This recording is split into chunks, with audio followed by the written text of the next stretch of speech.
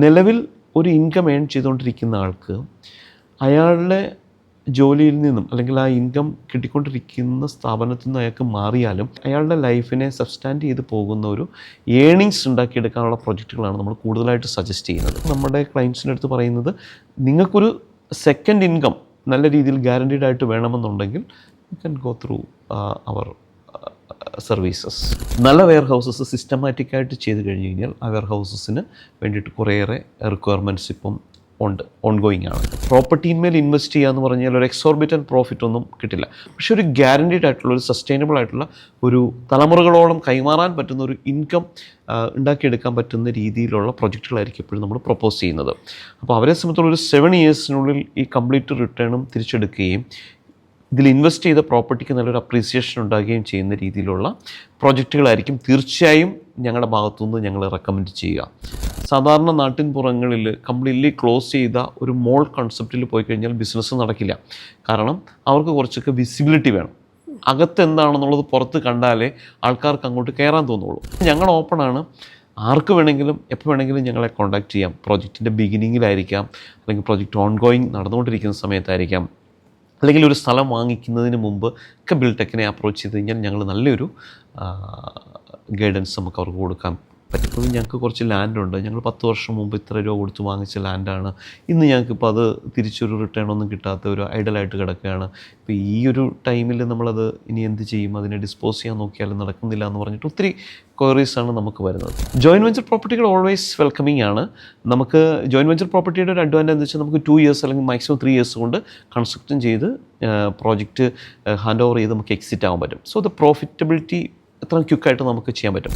ആ പ്രോജക്റ്റിനായിരുന്നു 2024 ഏറ്റവും best architectural hospitality award കിട്ടി. ഹോട്ടലിനെ സംബന്ധിച്ചോളം ലാസ്റ്റ് 2025 സാത്ത സൗത്ത് ഏഷ്യൻ ട്രാവൽ അവാർഡ് അവർക്ക് കിട്ടി. ദാറ്റ് ഈസ് വിച്ച് മീൻസ് ഒരു കുറേയേറെ കൺട്രികൾ 14ഓളം കൺട്രികളിൽ റെക്കഗ്നൈസ് ചെയ്യുന്നൊരു പ്രോപ്പർട്ടിയായിട്ട് ഞങ്ങൾക്ക് അതിനെ മാറ്റാൻ പറ്റി.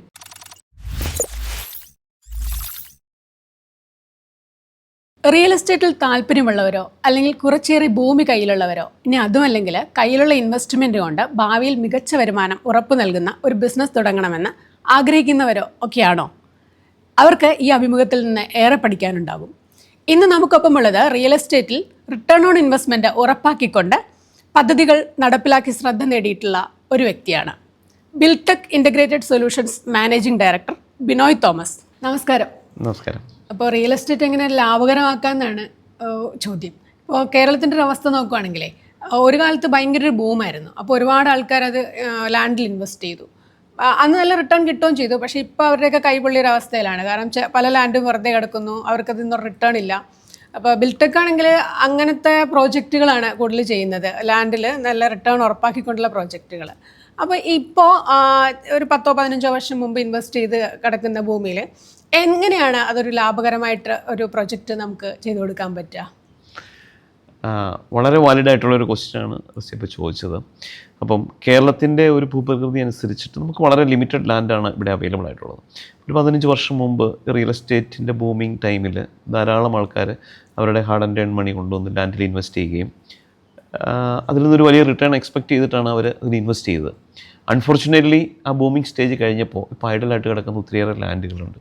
ഇപ്പോൾ നമ്മൾ മെൻഷൻ ചെയ്ത പോലെ തന്നെ നമുക്ക് വരുന്ന ഒരു 90% കോഴ്സും ഈ ഭൂമിയിൽ ഇൻവെസ്റ്റ് ചെയ്തിട്ട് ഇനി എന്ത് ചെയ്യണം എന്നറിയാതെ നിൽക്കുന്ന ഒരു സാഹചര്യത്തിലാണ് ആൾക്കാർ നമ്മളിലേക്ക് കോൾ വരുന്നത്. ബിൽടെക്കിനെ പോലുള്ള ഒരു ബ്രാൻഡ് നമ്മൾ കൂടുതലായിട്ട് ചെയ്യുന്നത് പ്രോപ്പർട്ടി ഡെവലപ്മെൻറ്റ്സ് ആണ്. അക്രോസ് ദി സ്റ്റേറ്റ് നമുക്ക് ഐക്കോണിക്കായിട്ടുള്ള പ്രൊജക്റ്റുകൾ പുതുതായിട്ട് ഫ്രം ദ ഡിസൈനിങ് പെർസ്പെക്റ്റീവ് തൊട്ട് കീ ഹാൻഡിങ് ഓവർ വരെ ചെയ്യുന്ന ഒരു കംപ്ലീറ്റ് സൊല്യൂഷൻ പ്രൊവൈഡറാണ് ബിൽടെക്. ബിൽടെക് എപ്പോഴും ഒരു ലാൻഡ് പോയി വിസിറ്റ് ചെയ്ത് അതിൻ്റെ ഒരു ഫീസിബിലിറ്റി റിപ്പോർട്ട്, അതായത് ആ ലാൻഡിന് ആ ഒരു ഏരിയയിൽ ഏതൊക്കെ രീതിയിൽ അവിടുത്തെ പബ്ലിക്കിനെ സപ്പോർട്ട് ചെയ്യാൻ പറ്റുന്ന രീതിയിലുള്ള ഒരു പ്രോപ്പർട്ടിയാക്കി മാറ്റാം എന്നുള്ളത് ഒരു ഫീസിബിലിറ്റി റിപ്പോർട്ട്. അതിൻ്റെ അകത്തൊരു ഇൻവെസ്റ്റ്മെൻറ്റ് പ്ലാൻസ്, അതുപോലെ അതിനകത്തുനിന്ന് കിട്ടുന്ന ഇൻകം, അതിൻ്റെ ഒരു വാല്യൂ അപ്രീസിയേഷൻ, ഫ്യൂച്ചറിസ്റ്റിക് ആയിട്ടുള്ള ഒരു എൻവയോൺമെൻറ്റ് നമുക്കവിടെ ക്രിയേറ്റ് ചെയ്യുന്ന രീതിയിലുള്ള ഒരു ഫീസിബിലിറ്റി റിപ്പോർട്ട് നമ്മൾ പ്രിപ്പയർ ചെയ്തിട്ടാണ് ഈ ലാൻഡിനെ ഒരു അസറ്റാക്കി മാറ്റാൻ വേണ്ടിയിട്ട് നമ്മളവരെ സപ്പോർട്ട് ചെയ്യുന്നത്. നമ്മളൊരാൾ സമീപിക്കുകയാണ്, നമുക്കിങ്ങനെ ഒരു ലാൻഡ് കിടക്കുന്നുണ്ട്, അപ്പോൾ അവരുടെ ഇഷ്ടം വേറെ ആയിരിക്കാം, ഇപ്പോൾ ബിൽടെക് സജസ്റ്റ് ചെയ്യുന്ന വേറെ ആയിരിക്കാം. അപ്പോൾ അതെങ്ങനെയാണ് നമ്മൾ അവരെ കൊണ്ട് ഇതൊരു ലാഭകരമാക്കാവുന്നൊരു പ്രൊജക്റ്റ് ഇതാണ് എന്നുള്ളത് മനസ്സിലാക്കി ക്ലയൻസിന് കൊടുക്കുക? ഒരു ക്ലയൻറ്റിന് ഒരു പ്രോപ്പർട്ടി ഡെവലപ്പ് ചെയ്യാനുള്ള ഒരു താല്പര്യം തോന്നുന്നത് ഒന്നെങ്കിൽ അതുപോലെ സിമിലർ ആയിട്ടുള്ള ഏതെങ്കിലും ഒരു പ്രൊജക്റ്റിൻ്റെ സക്സസ് കണ്ടിട്ടായിരിക്കും. അല്ലാതെ എനിക്കിപ്പോൾ ഒരു തിയേറ്റർ ചെയ്യണമെന്ന് ഒരിക്കലും ആവശ്യപ്പെട്ട് വരാറില്ല. അതിനകത്തുനിന്നൊരു ഇൻകം ഗ്യാരൻറ്റീഡ് ആയിട്ട് കിട്ടുമെന്നുള്ളൊരു എക്സ്പെക്റ്റേഷനായിരിക്കും. പക്ഷേ ഇവരുടെ ലാൻഡ് ഉള്ള സ്ഥലത്ത്, അതിനൊരു എക്സാമ്പിൾ പറയുകയാണെങ്കിൽ അറിയാം, ഇപ്പോൾ ഒരു ചായക്കട നല്ല രീതിയിൽ ഇപ്പോൾ ഒരു ടീ ഷോപ്പ് തുടങ്ങിക്കഴിഞ്ഞാൽ അതൊന്ന് സക്സസ് ആയി കഴിഞ്ഞാൽ അതിനോട് ചുറ്റും തന്നെ പല ആൾക്കാരും വന്നിട്ട് ഇപ്പോൾ അതേ സിമിലർ ഇതും ഫൈനലി വരുമ്പോൾ അവിടെ അങ്ങനെ ഒരു സ്ഥാപനത്തിന് ഒരു രീതിയിലും സർവൈവ് ചെയ്യാൻ പറ്റാത്ത രീതിയിലേക്ക് ഒരു കോമ്പറ്റീഷൻ വരും എന്ന് പറഞ്ഞ പോലെ ഒരു ആശയമായിരിക്കും ഒരു പക്ഷേ അവരുടെ മനസ്സിലേക്ക് വരുന്നത്. അതിനെപ്പോഴും നമ്മൾ അതിനൊരു വാല്യൂ നമ്മൾ കൊടുക്കും. പക്ഷേ എപ്പോഴും നമ്മളെ സംബന്ധിച്ചോളം നമുക്ക് ആ പ്രോപ്പർട്ടിക്ക് ഇമ്പോർട്ടൻസ് കൊടുക്കുക. ആ പ്രോപ്പർട്ടി അവിടെ ചെയ്ത് കഴിഞ്ഞാൽ അതിന് എന്ത് റിട്ടേൺ കിട്ടും എന്നുള്ളതിൻ്റെ ഒരു ഡീറ്റെയിൽഡ് എക്സ്പെർട്ടൈസ്ഡ് ആയിട്ടുള്ള സ്റ്റഡീസ് നടത്തിയതിന് ശേഷം നമ്മൾ അവരെ നമ്മുടെ പ്ലാനിലേക്ക് കൊണ്ടുവരികയാണ് ചെയ്യുന്നത്. ബിൽടെക് പ്രധാനമായിട്ട് എന്തൊക്കെ പ്രോജക്ട്സാണ് ചെയ്തിരിക്കുന്നത്? നമ്മൾ ഇപ്പോൾ നമുക്ക് ഏത് പ്രൊജക്റ്റും ചെയ്യാൻ കേപ്പബിൾ ആയിട്ടുള്ള ഒരു സ്ട്രോങ് ടീം നമുക്കുണ്ട്. Because we have a proper liaisoning ടീമുണ്ട്, ഡിസൈനിങ് ടീമുണ്ട്, structural engineering and other working drawings തൊട്ടുള്ള എല്ലാ കാര്യങ്ങളും ചെയ്യുന്നതിനുള്ള ഇൻഹൗസ് ടീംസ് ഉണ്ട്. ഇതിൻ്റെ പ്രോപ്പർ എക്സിക്യൂഷന് വേണ്ടിയിട്ടുള്ള എൻ്റെ ടീമുണ്ട്. നമ്മളെ സംബന്ധിച്ചിടത്തോളം ഏത് പ്രൊജക്റ്റ് വേണമെങ്കിലും നമുക്ക് ചെയ്യാൻ പറ്റും. എത്ര ചെറിയ പ്രൊജക്റ്റ് തൊട്ട് എത്ര വലിയ പ്രൊജക്റ്റ് വേണമെങ്കിലും ചെയ്യാനുള്ള ടീം സ്ട്രെങ്ത്തും നല്ല ലേബർ ഫോഴ്സും നമുക്കുണ്ട്. പക്ഷേ നമ്മളെപ്പോഴും ആ സ്ഥലത്തിൻ്റെ അല്ലെങ്കിൽ ആ ഒരു ഏരിയയുടെ അനിവാര്യത എന്താണെന്നുള്ളത് കറക്റ്റായിട്ട് മനസ്സിലാക്കി അതിന് പറ്റുന്ന പ്രൊജക്റ്റുകളായിരിക്കും എപ്പോഴും നമ്മൾ പ്രൊപ്പോസ് ചെയ്യുന്നത്.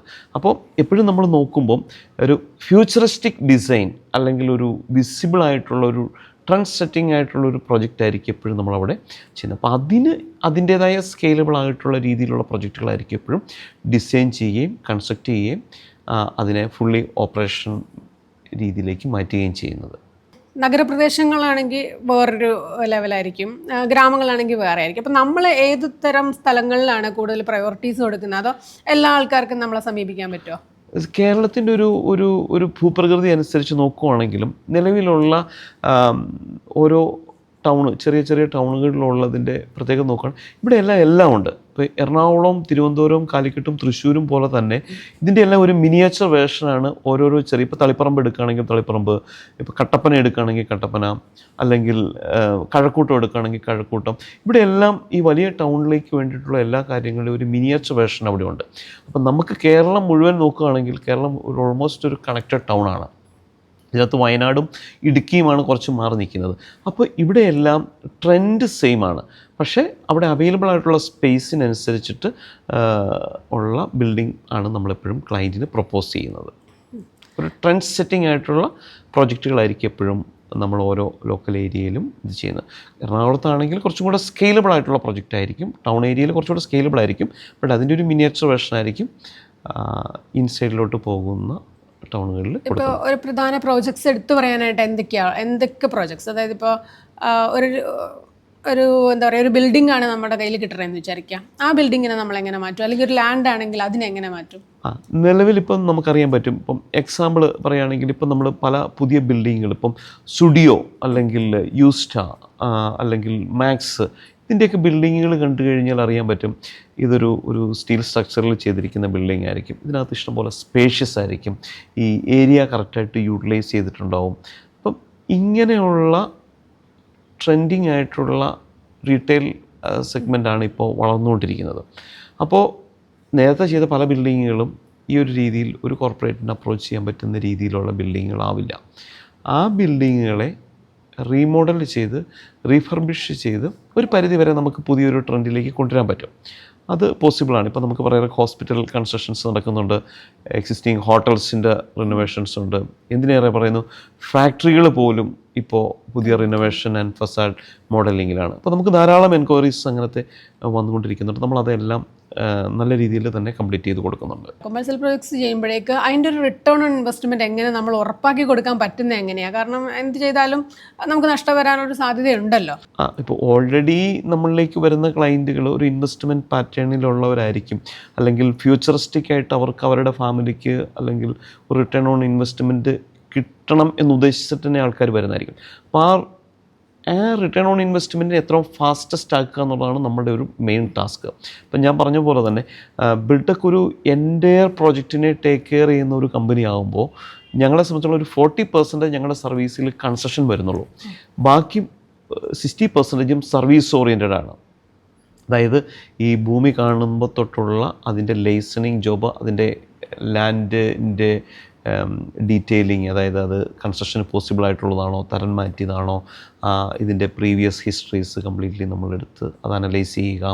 സെക്കൻഡ് തിങ്, അതിലേക്ക് നമ്മളിപ്പോൾ ഒരു പ്രോജക്റ്റ് പ്രൊപ്പോസൽ കൊടുത്തു കഴിഞ്ഞാൽ അതിൻ്റെ അപ്രൂവൽ പ്രോസസ്സിന് വേണ്ടിയിട്ടുള്ള കാര്യങ്ങൾ നമ്മൾ ചെയ്യുക. ഫയർ ആൻഡ് നോസിസ്, ഫയറിൻ്റെ കംപ്ലീറ്റ് ഡ്രോയിങ് പ്രിപ്പറേഷൻസ്, അതിൻ്റെ അപ്രൂവൽസ്, പൊല്യൂഷൻ കൺട്രോൾ ബോർഡിൽ പോവുക, അതിൻ്റെ പെർമിറ്റ് എടുക്കുക. ഇതൊക്കെ ഒരു വലിയൊരു ടാസ്ക്കാണ്. ഈ സർവീസ് മുഴുവൻ ബിൽഡക്കാണ് ടേക്ക് ആൻഡ് കെയർ ചെയ്യുന്നത്. നിലവിലുള്ള ഒരു ബിസിനസ് അല്ലെങ്കിൽ ഒരു പ്രോപ്പർട്ടിയോ എന്തെങ്കിലും അത് കൂടുതൽ മെച്ചപ്പെടുത്താനായിട്ട് ബിൽടെക്കിലേക്ക് ആൾക്കാർ വരാറുണ്ടോ? ഇപ്പം ഒരു എക്സിസ്റ്റിംഗ് റിസോർട്ട് ഇപ്പം പോകുന്നുണ്ട്. പക്ഷേ അതൊരു 10 years ബാക്ക് കൺസ്ട്രക്റ്റ് ചെയ്ത് ഫുൾ ഫ്ലെഡ്ജിലായതാണെന്ന് വിചാരിക്കുക. അപ്പോൾ അവരെ സംബന്ധിച്ചോളം ഇപ്പോഴത്തെ ട്രെൻഡെല്ലാം കംപ്ലീറ്റ്ലി മാറി. ഇപ്പം ആൾക്കാർക്ക് ആ ട്രെൻഡിനൊപ്പം പോയാലേ ബിസിനസ്സസ് കിട്ടത്തുള്ളൂ. അപ്പോൾ നിലവിൽ ഇപ്പം ആ ഒരു ഏരിയയിൽ കുറേയേറെ റിസോർട്ട്സ് ഉണ്ടെങ്കിൽ പുതുതായിട്ട് വരുന്ന റിസോർട്ട്സിനൊപ്പം ഇത് നമ്മളുടെ എക്സിസ്റ്റിംഗ് റിസോർട്ടും കൂടെ കൺവേർട്ടഡ് ആണ് അല്ലെങ്കിൽ റീഫർബിഷ്ഡ് ആവണമെന്ന് ആഗ്രഹമുള്ള ഒത്തിരിയേറെ ആൾക്കാർ നമ്മളിലേക്ക് വരുന്നുണ്ട്. നമ്മളതൊക്കെ റീഫർബിഷ്മെൻറ്റ് ഒരു പ്രോജക്റ്റ് മാനേജ്മെൻറ്റ് എന്നുള്ള രീതിയിൽ നമ്മൾ ടേക്ക് കെയർ ചെയ്യുന്നുണ്ട്. നമുക്ക് അക്രോസ് കേരളയിലുള്ള എല്ലാ പ്രോജക്റ്റും ടേക്ക് കെയർ ചെയ്യാൻ പറ്റില്ലല്ലോ. പക്ഷേ ഞങ്ങളുടെ ഒരു ആക്റ്റീവ് പ്രോജക്റ്റ് മാനേജ്മെൻറ്റ് ഡിവിഷനുണ്ട്. ആ ഒരു സർവീസ് നമ്മൾ തീർച്ചയായും അവർക്ക് കൊടുക്കും. അങ്ങനെ ഏതെങ്കിലും ഒരു മാറ്റിയ ഉദാഹരണം പറയാൻ പറ്റുമോ? കുറേയേറെ എക്സാമ്പിൾസ് ഉണ്ട്. ഇപ്പം അതിൽ പറയുകയാണെങ്കിൽ നമുക്ക് തേക്കടിയിൽ തന്നെ ഒരു ഹെറിറ്റേജ് പ്രോപ്പർട്ടി ഉണ്ടായിരുന്നു. ഹെറിറ്റേജ് പ്രോപ്പർട്ടീസ് എന്നൊക്കെ പറഞ്ഞു കഴിഞ്ഞാൽ പഴയ ഏതെങ്കിലുമൊക്കെ വീടുകളൊക്കെ പൊക്കിക്കൊണ്ടുവന്ന് അതേപടി അവിടെ വെക്കുന്നു. അതിൻ്റെ പ്രോബ്ലം എന്താ വെച്ച് കഴിഞ്ഞാൽ ഫോറിനേഴ്സിനെ സംബന്ധിച്ചോളം അവരിവിടെ വരുന്നത് ഇവിടുത്തെ നാച്ചുറലായിട്ട് കിട്ടുന്ന കാര്യങ്ങളും ആസ്വദിക്കാനാണ്. ഇപ്പോൾ ഒരു ക്ലോസ്ഡ് ആയിട്ടുള്ള ഒരു റൂമിലേക്ക് കയറി ഒരു AC വെച്ച് കഴിഞ്ഞാൽ എപ്പോഴും ഒരു സഫോക്കേറ്റഡ് ആയിരിക്കും. അപ്പോൾ അതിനെ എങ്ങനെ റീവാമ്പ് ചെയ്തെടുക്കാം എന്നുള്ളതായിരുന്നു അവരുടെ കസ്റ്റമറിൻ്റെ റെഗുലറായിട്ടുള്ള കംപ്ലയിൻസിൽ നിന്ന് അവർക്ക് ഉരുത്തിരിഞ്ഞ് വന്ന ഒരു ക്വസ്റ്റ്യൻ. സോ അവർ ബിൽടെക്കിനെ അപ്രോച്ച് ചെയ്തു. നൗ അതിൻ്റെ കൺസ്ട്രക്ഷൻ ഓൺഗോയിങ് ആണ്. ഞങ്ങൾ കംപ്ലീറ്റ്ലി അത് ഒരു റീഫർബിഷ്മെൻറ്റ് മോഡിലേക്ക് കൊണ്ടുവന്നിട്ട് വളരെയധികം വെൻറ്റിലേറ്റഡ് ആയിട്ടുള്ളതും നാച്ചുറൽ ലൈറ്റ്സ് കയറുന്നതുമായിട്ടുള്ള രീതിയിലേക്ക് നമ്മളതിനെ കൺവേർട്ട് ചെയ്തു. അതിനകത്ത് ഇപ്പോൾ ഓൾമോസ്റ്റ് ഒരു 20 റൂംസും കൂടെ നമ്മൾ ആഡ് ഓൺ ചെയ്തിട്ട് ഒരു സ്കെയിലബിൾ ആയിട്ടുള്ള ഒരു ഡീസൻറ്റ് പ്രോപ്പർട്ടി ആക്കി നമ്മളതിനെ മാറ്റി. ഇപ്പം അതിൻ്റെ ഒരു അഡ്വാൻറ്റേജ് എന്താ വെച്ച് കഴിഞ്ഞാൽ ആ ഒരു പ്രോപ്പർട്ടിയിലെ റിവ്യൂ മീറ്റിങ്ങിൽ പലപ്പോഴും ഫോറിൻ ടൂർ ഓപ്പറേറ്റേഴ്സും ടൂർ ഏജൻസും ആയിരിക്കും ക്ലയൻറ്റിനൊപ്പം അവിടെ വരുന്നുണ്ട്. അത്രമാത്രം കീനായിട്ട് നമ്മളതിനെ ടേക്ക് കെയർ ചെയ്യുന്നുണ്ട്. ഇപ്പോൾ റണ്ണിങ് ആയിട്ടുള്ളൊരു പ്രൊജക്റ്റിൽ നമ്മൾ ചെയ്യുമ്പോഴേക്ക് അത് എന്താ പറയുക, അവിടെ ഒരു ഡിസ്ട്രാക്ഷൻ ഉണ്ടാവാതെ തന്നെ നമുക്കിത് ചെയ്ത് കൊടുക്കാൻ പറ്റുമോ? അതെങ്ങനെയാണ് ചെയ്യുക? റണ്ണിങ്ങിലുള്ള പ്രൊജക്ട്സ് എന്ന് പറയുമ്പോഴത്തേക്കും നമുക്കറിയാം എക്സിസ്റ്റിംഗ് ഹോസ്പിറ്റൽസ് അല്ലെങ്കിൽ എക്സിസ്റ്റിംഗ് സ്കൂൾസ് ആൻഡ് കോളേജസ് ബിൽഡിങ്ങുകൾ. അപ്പോൾ അവിടെ നമ്മൾ എന്താ വെച്ചാൽ നമ്മൾ അതിനെ ഒരു ഫേസസ് ആയിട്ട് നമ്മളതിനെ ഡിവൈഡ് ചെയ്യും. അപ്പോൾ ആ ഒരു പർട്ടിക്കുലർ ഫേസിലേക്ക് നമ്മൾ ഓപ്പറേഷൻസ് കംപ്ലീറ്റ്ലി ബ്ലോക്ക് ചെയ്തതിന് ശേഷം അതിനെ എത്രയും ഫാസ്റ്റസ്റ്റായിട്ട് നമ്മൾ കൺസ്ട്രക്ട് ചെയ്ത് ഹാൻഡ് ഓവർ ചെയ്യും. ദെൻ അടുത്ത ഫേസ് തുടങ്ങും. അങ്ങനെ നമുക്കിത് ഒരു മിനിമം ടൈം കൊണ്ട് ഇത് കംപ്ലീറ്റ്ലി ഒരു ന്യൂ ബിൽഡിംഗ് എന്നുള്ള രീതിയിലേക്ക് നമുക്ക് മാറ്റിയെടുക്കാൻ പറ്റും. അങ്ങനെയുള്ള ഫെസിലിറ്റീസ് നമ്മൾ അതിനൊരു ടൈം ഫ്രെയിം നമ്മൾ കൊടുക്കാറുണ്ടോ? ഏകദേശം എത്ര സമയത്തിനുള്ളിലായിരിക്കും എന്നുള്ള? ആസ് എ ടീം ബിൽടെക് എന്ന് പറയുന്ന കമ്പനിയെ സംബന്ധിച്ചോളം അതെപ്പോഴും ഒരു ചലഞ്ചിങ് തന്നെയായിരിക്കും. കാരണം ഒരു ഹോസ്പിറ്റാലിറ്റി സെഗ്മെൻറ്റിൽ ഓൾറെഡി ഫുൾ ഫ്ലെഡ്ജഡ് ആയിട്ട് നല്ലൊരു ബ്രാൻഡിൽ പോയിക്കൊണ്ടിരിക്കുന്നിടത്ത് അവർക്ക് ഗസ്റ്റ് ഉണ്ടാവും, അല്ലെങ്കിൽ അങ്ങനെയുള്ള വിസിറ്റേഴ്സ് എപ്പോഴും ഉണ്ടാവും. ഇവരെ ടേക്ക് കെയർ ചെയ്യുക എന്നുള്ളത് ഞങ്ങളെ സംബന്ധിച്ചോളം ഒരു ചലഞ്ചിങ് സംഭവമാണ്. പക്ഷേ എത്രയും പെട്ടെന്ന് നമ്മളത് ചെയ്ത് കൊടുക്കുന്നു അത്രയും പെട്ടെന്ന് നമുക്ക് ആ പ്രോപ്പർട്ടിയിലെ മേലുള്ള ചലഞ്ചസ് നമുക്ക് ഒഴിവാക്കാൻ പറ്റും. അപ്പം ഞങ്ങളെ സംബന്ധിച്ചോളം ഞങ്ങൾക്കൊരു ഫുൾ ഫ്ലെഡ്ജഡ് ആയിട്ടുള്ള ടീമുണ്ട്. 24/7 എന്നുള്ള രീതിയിൽ തന്നെ നമുക്ക് ഓപ്പറേറ്റ് ചെയ്യാൻ പറ്റും.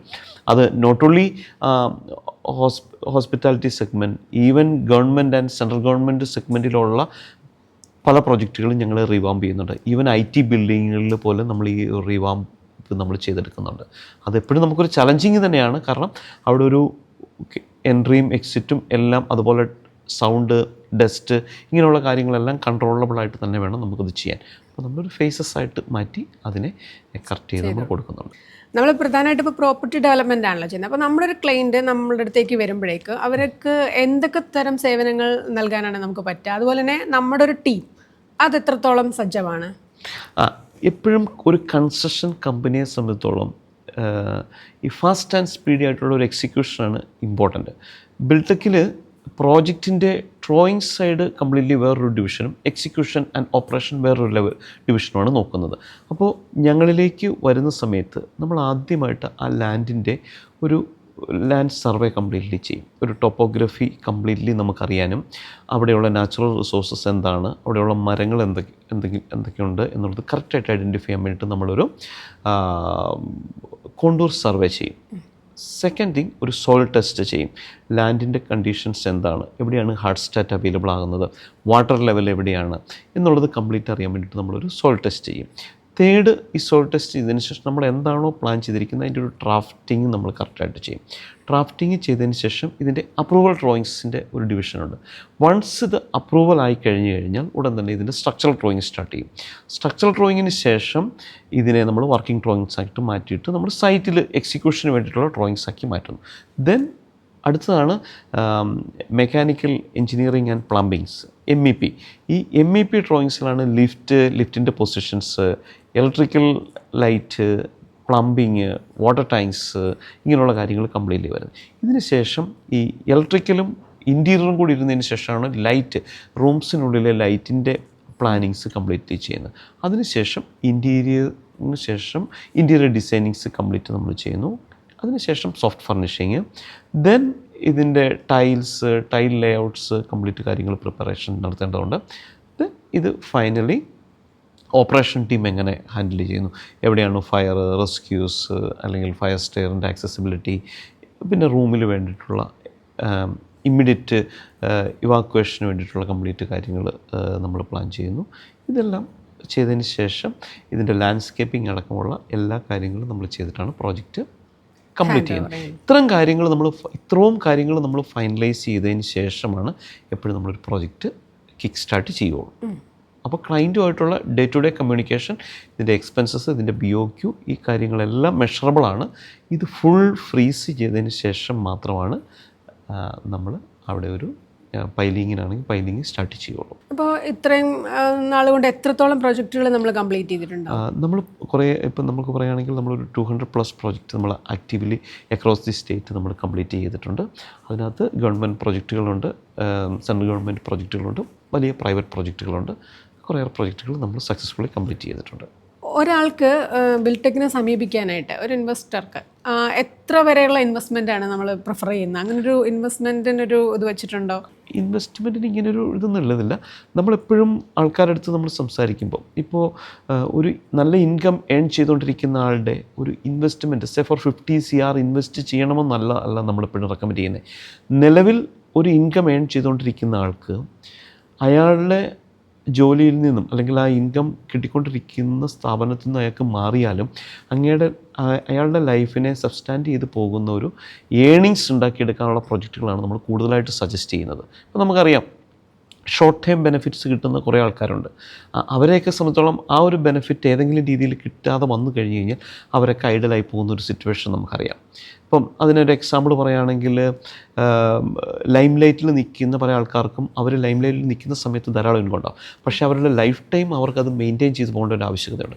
അപ്പോൾ ആക്ടേഴ്സ്, ഡയറക്ടേഴ്സ്, തീർച്ചയായും അങ്ങനെയുള്ള ഒരു സെഗ്മെൻറ്റിലുള്ള ആൾക്കാരെ സംബന്ധിച്ചോളം അവർ ഫ്രെയിമിൽ നിൽക്കുന്നിടത്തോളം കാലം അവർക്ക് ഇൻകം ഉണ്ടാവും. പക്ഷേ അവർക്കത് വേണ്ട രീതിയിലുള്ള എങ്ങനെ സ്ട്രാറ്റജിക്കലി ഇൻവെസ്റ്റ് ചെയ്യണം എന്നുള്ളതിൻ്റെ ഒരു അഡ്വൈസ് തൊട്ട് എല്ലാ കാര്യങ്ങളും വി ആർ ടേക്കൺ കെയർ. പക്ഷേ അപ്പം അതിനകത്തൊരു റിലവൻസ് എന്ന് പറഞ്ഞാൽ അവർക്ക് ചെയ്യാൻ പറ്റുന്ന രീതിയിലുള്ള ഒരു ഇൻകം ആണ് നമ്മൾ അവിടെ ഒരു ഇൻവെസ്റ്റ്മെൻറ്റ് എന്നുള്ള രീതിയിലേക്ക് കൊണ്ടുവരുന്നത്. അതൊരു ഹ്യൂജ് ഇൻകം കൊണ്ടുവന്ന് ഇൻവെസ്റ്റ് ചെയ്തിട്ട് ഡെഡായി കിടക്കുന്നതിനേക്കാളും നല്ലത് മിനിമം വളരെ വൈസായിട്ടുള്ള ഒരു ഇൻവെസ്റ്റ്മെൻറ്റ്. ഞാൻ എപ്പോഴും പറയുന്നത്, നമ്മുടെ ക്ലയൻസിൻ്റെ അടുത്ത് പറയുന്നത്, നിങ്ങൾക്കൊരു സെക്കൻഡ് ഇൻകം നല്ല രീതിയിൽ ഗ്യാരണ്ടീഡ് ആയിട്ട് വേണമെന്നുണ്ടെങ്കിൽ you can go through our services. So definitely you will get a good income. അപ്പോൾ NRIs ഒക്കെ ആയിരിക്കും അപ്പോൾ ആ സെഗ്മെൻറ്റിലേക്ക് കൂടുതലായിട്ട് നോക്കുന്നതെന്നാണ്. അപ്പോൾ അത്തരത്തിലുള്ള ആൾക്കാർക്ക്, ഇപ്പോൾ പുറത്തിരിക്കുന്ന ആൾക്കാർക്ക് സ്വാഭാവികമായിട്ട് സംശയമായിരിക്കുമല്ലോ നമ്മുടെ ഇവിടെ കാര്യങ്ങൾ എത്രത്തോളം ഇതായിട്ട് നടക്കും. അപ്പോൾ NRI കസ്റ്റമർ വന്നു കഴിഞ്ഞാൽ നമ്മൾ അവരെ എങ്ങനെയാണ് കൺവിൻസ് ചെയ്യുക, നമുക്ക് നല്ലൊരു പ്രോജക്റ്റ് അവർക്ക് ഉണ്ടാക്കി കൊടുക്കാൻ പറ്റുക? നമ്മൾ ചെയ്യുന്ന എല്ലാ പ്രോജക്റ്റിലും ക്ലയൻറ്റിനെ സംബന്ധിച്ചുള്ള ഒരു സിംഗിൾ പോയിൻ്റ് ഓഫ് കോൺടാക്റ്റ് ആയിരിക്കും. അപ്പോൾ എൻ്റെ പ്രോജക്റ്റിൻ്റെ ownership till key handing over ചെയ്യുന്നവരെ ബിൽടെക്കിനായിരിക്കും. ഞങ്ങളുടെ ടെക്നിക്കലും സർവീസ് ഓറിയൻറ്റഡുള്ള സ്റ്റാഫ്സ് ഉണ്ട്. അവരാണ് ഈ പ്രോജക്റ്റിനെ കംപ്ലീറ്റ്ലി മാനേജ് ചെയ്യുന്നത്. അപ്പോൾ ക്ലയൻറ്റിനെ സംബന്ധിച്ചോളം അൺനെസസറി ആയിട്ടുള്ള ഒരു കാര്യത്തിലും ഇടപെടേണ്ടത് ആവശ്യമില്ല. നമുക്കറിയാം പല പ്രൊജക്റ്റുകളും ഇങ്ങനെ മുന്നോട്ട് പോകുന്നതിനനുസരിച്ച് ഒത്തിരിയേറെ ഒബ്സ്റ്റക്കിൾസ് വരാറുണ്ട്. പൊളിറ്റിക്കൽ ഇൻഫ്ലുവൻസസ് കൂടെ വരുന്നുണ്ട്, അല്ലെങ്കിൽ ചുമ്മാ പോയിട്ട് ഒരാളൊരു ഈ പ്രോജക്റ്റിനെ സ്റ്റോപ്പ് ചെയ്യാൻ വേണ്ടിയിട്ട് പല രീതിയിലുള്ള ഇൻഫ്ലുവൻസസ് പല രീതിയിലും അതിനെല്ലാം നമ്മൾ ലീഗലൈസ് ചെയ്ത് കറക്റ്റായിട്ട് നമ്മൾ 100% ഒരിക്കലും നമ്മൾ ലീഗൽ അല്ലാത്തൊരു കാര്യങ്ങൾ പോലും നമ്മളൊരു പ്രൊജക്റ്റിൽ ചെയ്യില്ല. അപ്പോൾ നമുക്കതിനും ഒന്നും പ്രോബ്ലം ഉണ്ടാവാറില്ല. ഒരു പ്രൊജക്റ്റ് പോലും നമ്മളുടെ ഭാഗത്തുനിന്നൊരു പ്രോബ്ലം കൊണ്ട് നിന്ന് പോകേണ്ടി വന്നിട്ടില്ല.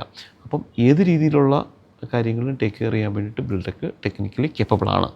അപ്പോൾ ക്ലയൻറ്റിനെ സംബന്ധിച്ചോളം ഇൻവെസ്റ്റ് ചെയ്യുന്ന കാര്യങ്ങളിൽ അവർക്ക് 100% കോൺഫിഡൻസോടുകൂടി ബിൽടെക്കിന് പ്രോജക്റ്റ് തരാനും പ്രോജക്റ്റ് കംപ്ലീറ്റ് ചെയ്ത് കൊടുക്കാനും ഞങ്ങൾക്ക് പറ്റുന്നുണ്ട്. ഇപ്പോൾ ഈ കേരളത്തിലിപ്പോൾ കാണുന്നൊരു സാധനമാണ് വെയർ ഹൗസുകൾ, ഗോഡൗണുകൾ ഒക്കെ ധാരാളമായിട്ട് വരുന്നുണ്ട്. അതിൻ്റെ ഒരു സാധ്യത എത്രത്തോളം ഉണ്ട്? ഇനി കൂടുതൽ ഇപ്പോൾ എനിക്കൊണ്ട് വിഴിഞ്ഞം പോർട്ടുമൊക്കെ വന്നതുകൊണ്ട് നമുക്കിവിടെ ഒരു അങ്ങനത്തെ ഒരു ഇൻഫ്രാസ്ട്രക്ചറും കൂടെ ഉണ്ടെന്ന് തോന്നുന്നു. അപ്പോൾ അതിൽ എത്രത്തോളം നമുക്കത് കോൺട്രിബ്യൂട്ട് ചെയ്യാൻ പറ്റും? നമ്മുടെ ഒരു സ്റ്റേറ്റിനെ പറ്റി പറയുകയാണെങ്കിൽ ഇറ്റ്സ് എ കൺസ്യൂമർ സ്റ്റേറ്റ്സ് എന്നാണ് എല്ലായിടത്തും അറിയപ്പെടുന്നത്. അപ്പോൾ അതുകൊണ്ട് തന്നെ ധാരാളം കോർപ്പറേറ്റ്സ് ഇപ്പോൾ ഓൾറെഡി കേരളത്തിലേക്ക് അവരുടെ ഫുൾ ഫ്ലെഡ്ജ്ഡ് ഓപ്പറേഷൻസ് സ്റ്റാർട്ട് ചെയ്തിട്ടുണ്ട്. അതുപോലെ തന്നെ വിഴിഞ്ഞം തുറമുഖം വന്നതിന് ശേഷം ഇപ്പോൾ ലോജിസ്റ്റിക് ഹബ്ബായിട്ട് നമ്മുടെ പല ഏരിയകളും മാറിയിട്ടുണ്ട്. അപ്പോൾ ഈ ഒരു സെഗ്മെൻറ്റിൽ, അതായത് നമുക്ക് ഒരു അക്സസിബിലിറ്റി ഉള്ള ഒരു പ്ലോട്ടാണെങ്കിൽ നമുക്ക് അവിടെ ഒരു വെയർ ഹൗസസ് പ്ലാൻ ചെയ്യാൻ പറ്റും. വെയർ ഹൗസസിൻ്റെ റിട്ടേൺ ഓൺ ഇൻവെസ്റ്റ്മെൻറ്റ് വളരെ ക്വിക്കാണ്. കാരണം ഒന്ന്, നമുക്ക് ഈ ഇതിലേക്ക് നല്ലൊരു ഗവൺമെൻറ്റിൻ്റെ സപ്പോർട്ട് അല്ലെങ്കിൽ ബാങ്കിങ് സപ്പോർട്ട്സ് നമുക്ക് ഉണ്ട്. രണ്ട്, ഇതിനാവശ്യക്കാർ നല്ല വെയർ ഹൗസസ് സിസ്റ്റമാറ്റിക്കായിട്ട് ചെയ്ത് കഴിഞ്ഞ് കഴിഞ്ഞാൽ ആ വെയർ ഹൗസസിന് വേണ്ടിയിട്ട് കുറേയേറെ റിക്വയർമെൻറ്റ്സ് ഇപ്പം ഉണ്ട്, ഓൺഗോയിങ് ആണ്. അപ്പോൾ ബിൽടെക്കിനെ സംബന്ധിച്ചോളം Biltech we have a special division it's called Fortis PEB. നമ്മൾ PB കൺസ്ട്രക്ഷനിൽ വളരെ ആക്റ്റീവായിട്ടുണ്ട്. അപ്പോൾ നമ്മളെ സംബന്ധിച്ചോളം സ്റ്റീൽ കൺസ്ട്രക്ഷനും വെയർ ഹൗസസും അല്ലെങ്കിൽ ഫാക്ടറികളും നമ്മുടെ ഒരു മെയിൻ വെർട്ടിക്കൽ തന്നെയാണ്. ഈ വെർട്ടിക്കലിൽ വെച്ചിട്ട് നമ്മൾ സ്റ്റീൽ കൺസ്ട്രക്ഷനെ വളരെയധികം പ്രൊമോട്ട് ചെയ്യുന്നുണ്ട്. സ്റ്റീൽ കൺസ്ട്രക്ഷൻ വളരെ ഫാസ്റ്റ് ആൻഡ് സ്പീഡി ആയിട്ടുള്ള ഒരു എക്സിക്യൂഷനാണ്. പിന്നെ ഒരു ഇൻവെസ്റ്റ്മെൻ്റ് ആണ്.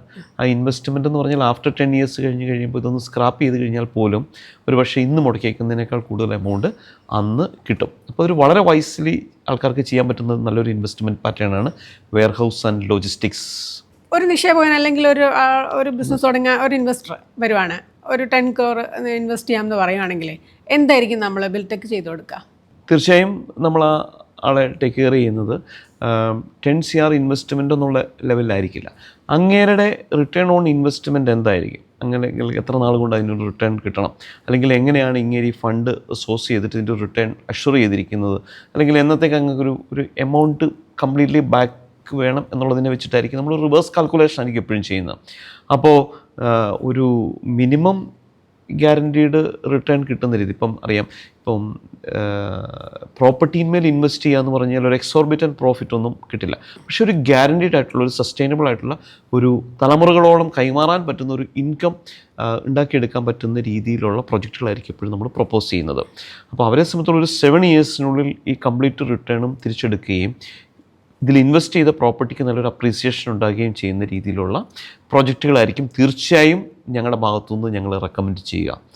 അതിനൊരു ഉദാഹരണം പറയുകയാണെങ്കിൽ എന്തൊക്കെ പ്രോജക്റ്റുകളായിരിക്കും? ഇപ്പോൾ നമ്മളിപ്പോൾ കൊടകരയിൽ നമ്മളൊരു വലിയ ഷോപ്പിംഗ് പ്രോജക്റ്റ് ചെയ്യുന്നുണ്ട്. അതായത് ഹൈവേയോടും കൊടകര ടൗണിനോടും ചേർന്നിട്ട് തന്നെ ഇപ്പോൾ വന്നിരിക്കുന്നത്. അതൊരു 1.25 ലക്ഷം സ്ക്വയർ ഫീറ്റിൽ വരുന്നൊരു സംഭവമാണ്. അപ്പോൾ അവിടെ സംബന്ധിച്ചിടത്തോളം അതൊരു NRI ബെൽറ്റാണ്. ഈ NRI ബെൽറ്റിൽ അവിടെ നല്ലൊരു പ്രോപ്പർട്ടി ഒരു സ്റ്റാൻഡേർഡൈസ്ഡ് ആയിട്ടുള്ള ഒരു കോർപ്പറേറ്റ് ലെവലിലുള്ള ആൾക്കാർക്ക് വരാനും മീറ്റപ്പ് ചെയ്യാനും അല്ലെങ്കിൽ റീറ്റെയിൽ ഔട്ട്ലെറ്റ്സൊക്കെ ഒരു മിക്സ് ഓഫ് ഇതാണ്. അപ്പോൾ അതിലേക്കൊക്കെ നമുക്ക് അവരെ വേണമെങ്കിൽ കൊണ്ടുപോകും. അപ്പോൾ അതിനകത്തൊക്കെ ഒരു വലിയ ഗ്യാരണ്ടീഡ് റിട്ടേൺ നമുക്ക് അഷ്വർ ചെയ്യാൻ പറ്റുന്ന രീതിയിലുള്ള കാര്യങ്ങളുണ്ട്. ഇപ്പോൾ പറഞ്ഞല്ലോ, ഒരു സ്ഥലം വാങ്ങുക, അത് നമ്മൾക്ക് ഇതിൻ്റെ നിയമപരമായ വശങ്ങളൊന്നും പല ആൾക്കാർക്കും അറിയത്തുണ്ടാവില്ല. അവിടെ ഇതൊരു കൺസ്ട്രക്ഷൻ ചിലപ്പോൾ സാധിക്കത്തില്ലായിരിക്കും. അപ്പോൾ അങ്ങനെ വരുന്ന ആൾക്കാർ നമ്മളുടെ അടുത്ത് വരുമ്പോൾ നമ്മൾ അവരെ എങ്ങനെയാണ് ഹെൽപ്പ് ചെയ്യുക? 2 എക്സാമ്പിൾ എനിക്ക് പറയാൻ പറ്റും. ഒന്ന്, നമ്മൾ ഈ കഴിഞ്ഞ ദിവസം ധനത്തിൻ്റെ എക്സ്പോ നടന്ന സമയത്ത് തന്നെ അവിടെ ഒരു ഡോക്ടർ നമ്മൾ വരികയും അവരൊരു 60 സെൻറ്റ് സ്ഥലം അവരുടെ ഇൻസ്റ്റിറ്റ്യൂട്ടിനോടൊപ്പം തന്നെ വാങ്ങിക്കുകയും ചെയ്തു. ആ സ്ഥലം നിലവിൽ അവർ പ്ലാനും കാര്യങ്ങളൊക്കെ വരച്ചു കഴിഞ്ഞതിന് ശേഷം അവിടെ ചെന്ന് കഴിഞ്ഞപ്പോഴാണ് ഇറ്റ്സ് എ ഗ്രീൻ സോണിൽ അവർക്ക് കൺസ്ട്രക്ഷൻ പോസിബിൾ അല്ല എന്നുള്ളതാണ് അവരുടെ മുനിസിപ്പാലിറ്റിയിൽ നിന്ന് അവർക്ക് റിപ്ലൈ കൊടുത്തത്. അവരുടെ അത്രയും വലിയൊരു ഇൻവെസ്റ്റ്മെൻറ്റ് അവിടെ സ്റ്റക്കപ്പായി. അതേസമയം ഇത് വാങ്ങിക്കുന്നതിന് തൊട്ട് മുമ്പ് അതിനകത്ത് എക്സ്പേർട്ടായിട്ടുള്ള ലൈസനിങ് മീൻസ് പഞ്ചായത്തുമായിട്ട് കണക്ട് ചെയ്ത് നിൽക്കുന്ന ആൾക്കാരുമായിട്ട് കണക്ട് ചെയ്തിട്ട് അതിൻ്റെ ഒരു പെർമിഷൻ സൈഡും കൂടെ നോക്കിയിരുന്നെങ്കിലും ഒരുപക്ഷെ അവരവിടെ അന്ന് ഇൻവെസ്റ്റ്മെൻറ്റ് ചെയ്യില്ലായിരുന്നു. അതുപോലെ തന്നെ ഇപ്പോൾ കാക്കനാട് ഏരിയയിൽ നമുക്കറിയാം ഏറ്റവും കൂടുതൽ ട്രെൻഡിങ് ആയിട്ട് നിൽക്കുന്ന സ്ഥലങ്ങളിൽ പോലും ചില ഏരിയകളിൽ കൺസ്ട്രക്ഷൻ പോസിബിൾ അല്ല. പിന്നെ അതുപോലെയുള്ളതാണ് converted lands and non converted lands. അപ്പോൾ എപ്പോഴും സ്ഥലം വാങ്ങിക്കുന്നതിന് മുമ്പ് ഒരു എക്സ്പെർട്ട് ഒപ്പീനിയൻ എടുത്തു കഴിഞ്ഞിട്ട് വാങ്ങിക്കുമ്പോൾ നമുക്ക് 100% അഷ്വർ ചെയ്യാൻ പറ്റും ഇവിടെ നമ്മൾ വാങ്ങിക്കുന്ന സ്ഥലത്ത് നമുക്ക് കൺസ്ട്രക്ഷൻ പോസിബിൾ ആണോ അല്ലയോ എന്നുള്ളത്. അതിനുശേഷം മാത്രം ലാൻഡിലേക്ക് ഇൻവെസ്റ്റ് ചെയ്യുക. ഇനിയിപ്പോൾ ഒരു ട്രെൻഡ് നോക്കുകയാണെങ്കിൽ ഇനി കേരളത്തിൽ റിയൽ എസ്റ്റേറ്റിൽ ഇൻവെസ്റ്റ് ചെയ്യുന്ന ഒരു ബുദ്ധിയായിരിക്കുമോ ഇനി മുന്നോട്ട് പോകുന്നവരോ? അതായത് വെറുതെ ലാൻഡ് വാങ്ങിച്ചിടുന്നത്. കാരണം പണ്ടൊക്കെ ആൾക്കാർ സ്വർണം പോലെയാണ് ഭൂമി എന്നാ പറയാം. ഇനി വില കയറും എന്ന് പറഞ്ഞിട്ട് വേറൊന്നും ചെയ്യാൻ സമ്മതിക്കാതെ ലാൻഡ് അങ്ങനെ തന്നെ ഇടുന്നൊരു പ്രവണതയുണ്ട്. അതിനി മുന്നോട്ട് പോകണോ? അത് ആൾക്കാരുടെ അടുത്ത് ഇതല്ല ചെയ്യേണ്ടതെന്നുള്ളതാണോ കൺവിൻസ് ചെയ്യുന്നത്? ആസ് എ ഡെവലപ്പർ ഞങ്ങളിലേക്ക് എപ്പോഴും ആൾക്കാർ വരുന്നത് ഞങ്ങൾക്ക് കുറച്ച് ലാൻഡുണ്ട്, ഞങ്ങൾ 10 വർഷം മുമ്പ് ഇത്ര രൂപ കൊടുത്ത് വാങ്ങിച്ച ലാൻഡാണ്, ഇന്ന് ഞങ്ങൾക്കിപ്പോൾ അത് തിരിച്ചൊരു റിട്ടേൺ ഒന്നും കിട്ടാത്ത ഒരു ഐഡലായിട്ട് കിടക്കുകയാണ്. ഇപ്പോൾ ഈ ഒരു ടൈമിൽ നമ്മളത് ഇനി എന്ത് ചെയ്യും, അതിനെ ഡിസ്പോസ് ചെയ്യാൻ നോക്കിയാലും നടക്കുന്നില്ല എന്ന് പറഞ്ഞിട്ട് ഒത്തിരി ക്വയറീസാണ് നമുക്ക് വരുന്നത്. അപ്പം ശരിക്കും പറഞ്ഞു കഴിഞ്ഞാൽ ലാൻഡ് ഐഡലായിട്ട് വാങ്ങിച്ചിട്ടുണ്ട് യാതൊരു കാര്യവും ഉണ്ടെന്ന് തോന്നുന്നില്ല. ഒന്ന്, നമ്മളൊരു ടൗണിൻ്റെ നടുക്ക് തന്നെ നമുക്കറിയാം, ഇപ്പോൾ എറണാകുളം ടൗണിൻ്റെ നടുക്ക് തന്നെ എത്രയോ പ്ലോട്ടുകൾ വെറുതെ കിടക്കുന്നുണ്ട്. ആ ഭാഗത്തേക്ക് ആൾക്കാർ കൊണ്ട് വേസ്റ്റ് ഇടും. അവിടെ ആ ഒരു ഏരിയയിൽ പോലും നല്ലൊരു ബിൽഡിങ്ങിനുള്ള സാധ്യത ഒരുപക്ഷെ നശിപ്പിച്ച് കളയാണ് പ്ലോട്ടുകൾ ഐഡലായിട്ട് ഇടുമ്പോൾ സംഭവിക്കുന്നത്. അതിനെ മാറ്റി വേക്കൻറ്റ് പ്ലോട്ടുകളെയെല്ലാം ഒരു നല്ല ബിൽഡിങ്ങുകളാക്കി മാറ്റി കഴിഞ്ഞ് കഴിഞ്ഞാൽ ഒന്ന് സമൂഹത്തിന് കുറേ ആൾക്കാർക്ക് ജോലി കൊടുക്കാൻ പറ്റുന്ന ഒരു സംരംഭങ്ങൾ ഉണ്ടാക്കാൻ പറ്റും. 2, പുതിയ വരുന്ന യൂത്തിന് അവിടെ എന്തെങ്കിലും സ്ഥാപനങ്ങൾ തുടങ്ങാനും അതിൽ നിന്നൊരു ഇൻകം ഏൺ ചെയ്യാനും പറ്റും. 3, ആ ഒരു ഏരിയയെ തന്നെ ഒരു ബിസിനസ് ഹബ്ബാക്കി മാറ്റാൻ പറ്റും. അപ്പോൾ ഐഡലായിട്ട് കിടക്കുന്ന സ്ഥലങ്ങളിലേക്ക് ആൾക്കാർക്ക് ഇൻട്രസ്റ്റ് ഉണ്ടാവില്ല. എപ്പോഴും ബിൽഡ് ചെയ്ത പ്രോപ്പർട്ടികളിലേക്കായിരിക്കും ആൾക്കാർക്ക് ഇൻട്രസ്റ്റ് ഉണ്ടാവുക. താങ്കളുടെ തന്നെ ഒരു ഇൻ്റർവ്യൂവിൽ ഞാനിങ്ങനെ കേട്ടിരുന്നു, സ്വന്തം പണമാണെങ്കിൽ അത് ഇൻവെസ്റ്റ് ചെയ്യണ്ട, ലോൺ എടുത്ത് സ്ഥലം പ്രോപ്പർട്ടി ഡെവലപ്പ് ചെയ്യും എന്നുള്ള രീതിയിൽ. അത് അത്രത്തോളം നല്ലതാണോ? അതിൻ്റെ ഒരു ഗുണം എന്താ? അങ്ങനെ പറഞ്ഞതിൻ്റെ ഒരു കാരണം എന്തായിരിക്കും? ഒന്ന്, നമ്മളുടെ ഹാർഡ് ഏൺ മണി നമ്മൾ കൊണ്ടുവന്ന് ഇൻവെസ്റ്റ് ചെയ്ത് കഴിഞ്ഞാൽ അതിനകത്തുനിന്നൊരു റിട്ടേൺ കിട്ടുന്നതെന്ന് പറഞ്ഞാൽ ഒരു കുറേ ടൈം എടുത്തതിന് ശേഷമായിരിക്കും നമുക്ക് ഫുള്ളായിട്ട് ആ എമൗണ്ട് തിരിച്ച് കിട്ടുക. ബാങ്കിനെ സംബന്ധിച്ചോളം ഇപ്പോൾ നമുക്കറിയാം എല്ലാ EMI സ്കീമിലാണ് നമുക്ക് ചെയ്യുന്നത്. ബാങ്കുകൾ റെഡി ടു ഇൻവെസ്റ്റ് ആണ്. അപ്പോൾ നമ്മളുടെ പ്ലോട്ടിലേക്ക് ഇൻവെസ്റ്റ് ചെയ്യാൻ ബാങ്കുകൾ റെഡി ആണെങ്കിൽ അതിൻ്റെ ഒരു ചെറിയ പോർഷൻ മാത്രമേ ബാങ്കിലേക്ക് പോകുന്നുള്ളൂ. അപ്പോൾ ശരിക്കും അവിടെ നമ്മൾ ചെയ്യേണ്ട കാര്യം ഈ പ്രോജക്റ്റിനെ ഒരു സ്കെയിലബിൾ പ്രൊജക്റ്റാക്കി നല്ല ഒരു ഐഡൻറ്റിറ്റി ഉള്ള പ്രോജക്റ്റ് റിപ്പോർട്ടിന്മേലാണ് ഈ ലോൺസും മറ്റു കാര്യങ്ങളൊക്കെ പ്രൊവൈഡ് ചെയ്യുന്നത്. അത് സിസ്റ്റമാറ്റിക്കായിട്ട് ചെയ്ത് കഴിഞ്ഞാൽ തീർച്ചയായും ലോൺ എടുത്ത് തന്നെ ലാൻഡ് പ്രോപ്പർട്ടിന്മേൽ ഇൻവെസ്റ്റ് ചെയ്യുന്നതാണ് എപ്പോഴും നല്ലത്. ഒരു ജോയിൻറ്റ് വെഞ്ചറായിട്ട് നമ്മൾ എന്തെങ്കിലും ചെയ്യുന്നുണ്ടോ? ഇപ്പം ഇൻവെസ്റ്റേഴ്സിനും ഒപ്പം നമ്മളും കൂടെ ചേർന്നിട്ടുള്ള പ്രോജക്ട്സുകളുണ്ടോ? ജോയിൻറ്റ് വെഞ്ചർ പ്രോപ്പർട്ടികൾ ഓൾവേസ് വെൽക്കമിങ് ആണ്. നമുക്ക് ജോയിൻറ്റ് വെഞ്ചർ പ്രോപ്പർട്ടിയുടെ ഒരു അഡ്വാൻറ്റേജ് എന്ന് വെച്ചാൽ നമുക്ക് 2 years അല്ലെങ്കിൽ മാക്സിമം 3 years കൊണ്ട് കൺസ്ട്രക്ഷൻ ചെയ്ത് പ്രോജക്റ്റ് ഹാൻഡ് ഓവർ ചെയ്ത് നമുക്ക് എക്സിറ്റ് ആവാൻ പറ്റും. സോ ദ പ്രോഫിറ്റബിലിറ്റി എത്ര ക്വിക്കായിട്ട് നമുക്ക് ചെയ്യാൻ പറ്റും. തീർച്ചയായും ബിൽഡക്ക് കുറേയേറെ ജോയിൻറ്റ് വെഞ്ചർ പ്രോപ്പർട്ടികളിലും ഇപ്പം അസോസിയേറ്റ് ചെയ്തിട്ടുണ്ട്. നമ്മൾ കുറച്ച് ഓൺഗോയിങ് പ്രോജക്റ്റുകൾ റണ്ണിങ്ങിലുണ്ട്. താങ്കളൊരു IT ബാക്ക്ഗ്രൗണ്ട് എന്നുള്ള ആളായിരുന്നു. എങ്ങനെയാണ് ഈ രംഗത്തേക്ക് വരാനും ഇതിലാണ് സാധ്യത എന്ന് തിരിച്ചറിയാനും സാധിച്ചത്? കോർപ്പറേറ്റ് സെഗ്മെൻറ്റിൽ ഒരു 13 വർഷം വർക്ക് ചെയ്തതിന് ശേഷമാണ് ഞങ്ങൾ ഇങ്ങനൊരു ഫേം സ്റ്റാർട്ട് ചെയ്തത്. ഇതൊരു പെട്ടെന്നൊരു നിമിഷം ഉണ്ടായതല്ല. നമ്മളിതിനെപ്പറ്റി വളരെയധികം ഈ ഒരു ഇൻഡസ്ട്രിയെ പറ്റി വളരെയധികം മനസ്സിലാക്കുകയും പഠിക്കുകയും കുറേ നാൾ റിസർച്ച് ചെയ്തതിന് ശേഷമാണ് നമ്മളിങ്ങനെ ഒരു ബിൽടെക് എന്ന് പറയുന്ന ഒരു ആശയം കൊണ്ടുവരികയും അതിനെ ഫുൾ ഫ്ലെഡ്ജഡ് ആക്കുകയും ചെയ്തു. അപ്പം ഞങ്ങളെ സംബന്ധിച്ചിടത്തോളം ഇതിൻ്റെ ഒരു മാസ്റ്റർ പ്ലാൻ ബിഫോർ നമ്മൾ പ്ലാൻ ചെയ്തിട്ടുണ്ടായിരുന്നു. അപ്പോൾ അതിനനുസരിച്ച് നമ്മൾ കാര്യങ്ങൾ കൊണ്ടുവരികയായിരുന്നു ചെയ്തിരുന്നത്.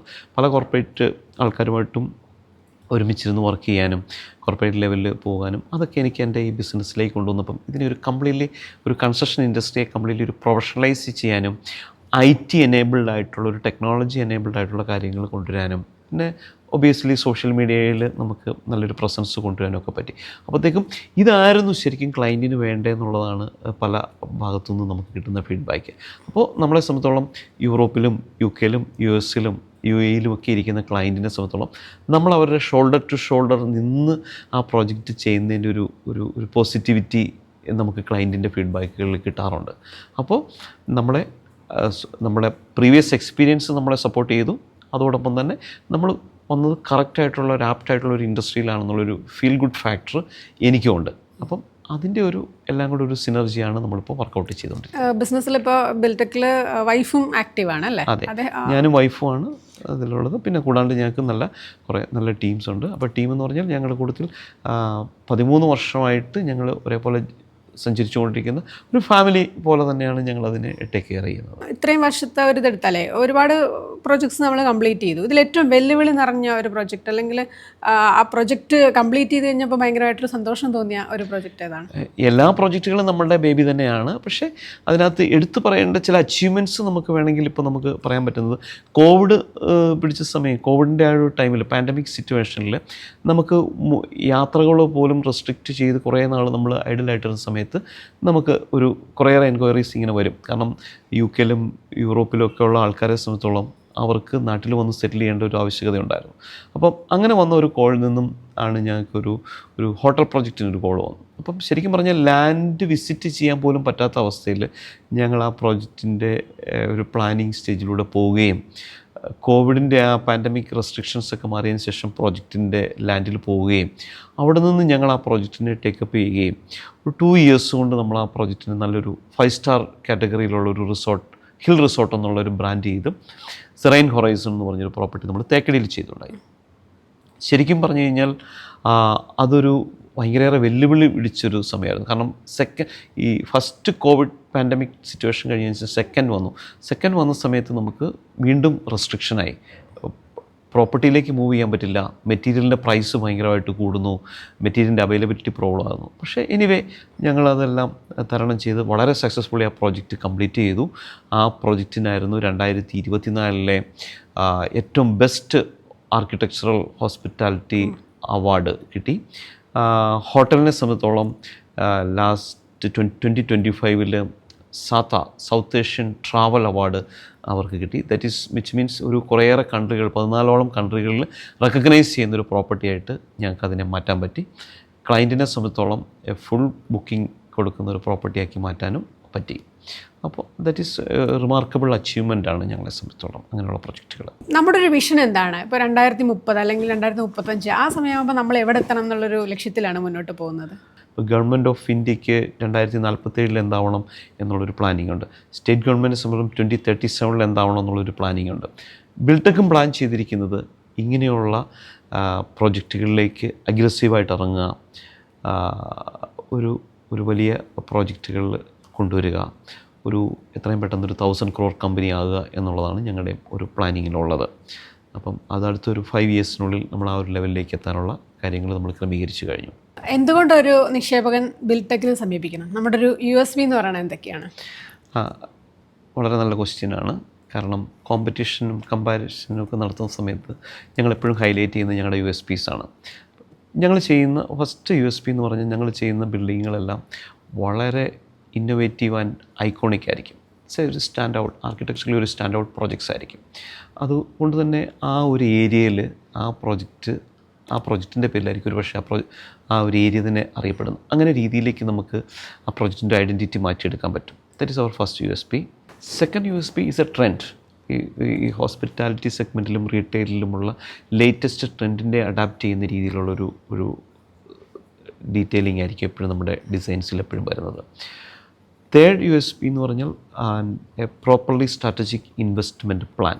ആ പ്രൊജക്റ്റ് ചെയ്യുന്നതിന് വേണ്ടിയിട്ട് ക്ലയൻറ്റ് എടുക്കേണ്ട മണി എത്രയാണ് ലോൺസ്, ഇതിൻ്റെ ഒരു സ്ട്രാറ്റജിക് ഇൻവെസ്റ്റ്മെൻറ്റ്, ഇതിൻ്റെ ROI, അതിനെപ്പറ്റി വളരെ ക്ലിയർ കട്ടായിട്ടുള്ള ഒരു സ്ട്രാറ്റജിക് പ്ലാനിങ് ഉണ്ടാവും. നാലാമത്തേത് നമ്മുടെ ഡിസൈൻസ് എല്ലാം ഒരു സീംലെസ് ഡിസൈൻസ് ആയിരിക്കും.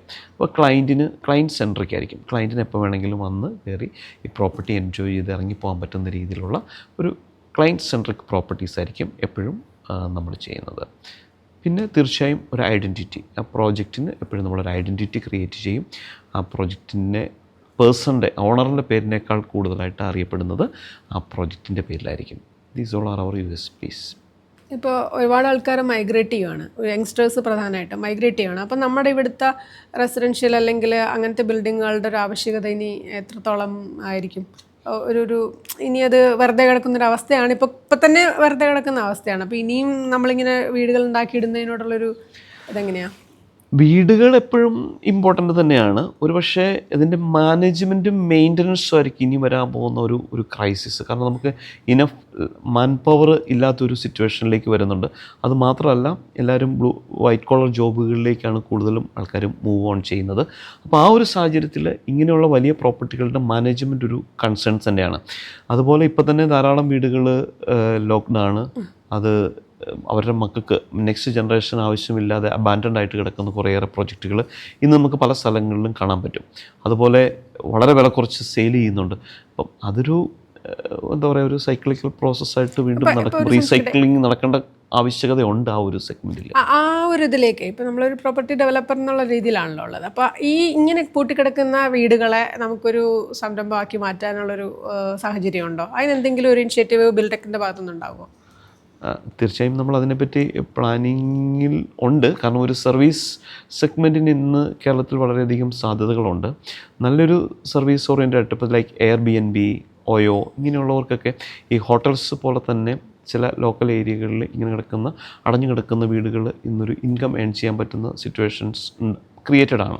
അപ്പം അങ്ങനെയുള്ള എൻക്വയറീസ് നമ്മളിലോട്ട് വരുന്നുണ്ട്. അപ്പം ഞങ്ങൾക്കൊരു വീട് വേണം, വീട്ടിൽ ഞങ്ങൾ വരുന്ന സമയത്ത് ഞങ്ങൾക്ക് വീട്ടിൽ താമസിക്കണം, അല്ലാത്ത സമയത്ത് Airbnbക്ക് റെൻ്റ് ഔട്ട് ചെയ്യാൻ പറ്റുന്ന രീതിയിലുള്ള പ്രൊജക്റ്റുകൾ ചെയ്ത് കൊടുക്കണം എന്ന് പറഞ്ഞു. അപ്പം അങ്ങനെയുള്ള കാര്യങ്ങളിലൊക്കെ നമുക്ക് ചെയ്യാൻ പറ്റുന്നത്, ഒന്ന് ഈ ഷെൽ ഹോംസ് ലൈക്ക് ക്വിക്കായിട്ട് നമുക്ക് ഇൻസ്റ്റാൾ ചെയ്തെടുക്കാൻ പറ്റുന്ന റെസിഡൻഷ്യൽ പ്രൊജക്റ്റുകൾക്ക് നല്ലൊരു സ്കെയിലപ്പ് ചെയ്യാനുള്ള ഒരു ഓപ്പർച്യൂണിറ്റി അവിടെ ഉണ്ട്.